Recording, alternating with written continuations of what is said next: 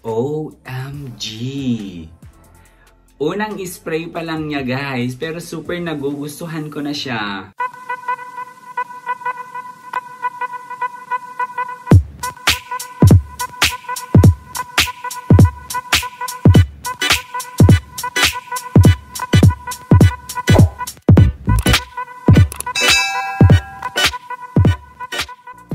Hi guys! Welcome back! It's me, Elarn, and you're still watching on my YouTube channel. So nga guys, kumusta kayong lahat? Ayun, for today's video, isa na namang F number yung ating i-review. And as you can see sa ating title, yung ating i-review for today ay ang F22. So ayan guys, so yung F22 pala is Essentia for Men.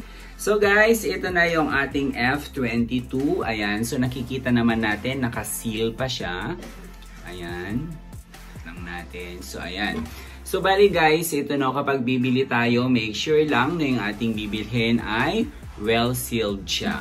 So kung bibili tayo ng 85 ml na aficionado product, ayan, meron tayong free pouch, gaya nito. So ito guys is iba't iba yung color nito. Merong red, merong orange, merong blue, and then merong green. So ayun. So I'm not so sure kung pwede piliin yung kulay. Pero kung sa physical store tayo bibili, siguro naman pwede mag-request. So one way on how to check our product or kung tama ba yung binili nating product is to see kung ano yung number niya dito sa taas, ito, and then kung ano rin yung number niya dito sa bottom part. Ayan, so dapat guys nagmamatch yung number dito and then sa bottom part. And then sa bottom part din makikita natin kung ano or kung kailan ba yung manufacturing date. So guys, open na natin. Lapit lang natin ng konti. Ayan. Tcharan. Seal. Ayan. Ayan. So, bali, ito na siya, guys. Again, guys, dun sa bottle is, kung mapapansin nyo, kulay blue yung ating nakuha. Same as with the pouch, meron ding iba't ibang color yung ating bottle. So, pwede siyang green, pwedeng orange, pwedeng red. Okay?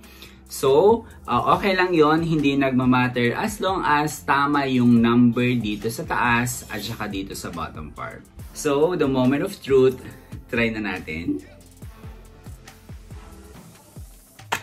OMG.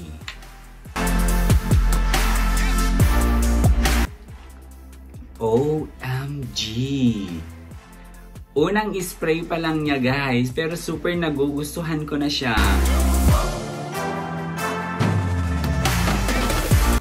OMG, it's so refreshing yung amoy niya. And then parang merong citrus siya ng konti. And then parang super fresh yung amoy niya actually. Ayan, ang bango, promise. One more time. Perfect. And then it's super mild lang siya guys, no? Hindi siya matapang kasi yung iba kasi yung parang unang spray mo pa lang siya is parang mababahin ka na or something. Pero ito parang feel mo yung pagka-fresh niya. O merong pagka-citrus ng konti and then naghalo-halo yung parang freshness and then yung mild na amoy niya. OMG. I love it. Guys, sa mga nagtatanong kung saan sila pwede makabili ng aficionado na F22, of course, meron tayong iba't ibang store sa online and then pwede rin kayong mag-purchase or bumili mismo doon sa physical store na kung saan madami nationwide. Tip lang guys, kapag bumili tayo ng aficionado 85, pag naubos na natin, wag natin siya itatapon yung bottle. Instead, sa next purchase natin is dalhin lang natin yung bottle, this one, at para magkaroon tayo ng discount. And sa pag-store naman guys, make sure lang na nasa room temperature at saka syempre avoid natin siya to direct exposure ng sunlight.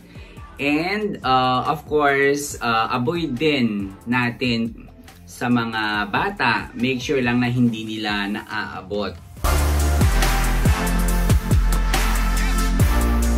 Sa pag-spray naman, ayun, make sure lang na hindi tatamaan yung sensitive part natin, which is yung eyes. Ayun, usually kasi is yung iba dito ini-spray.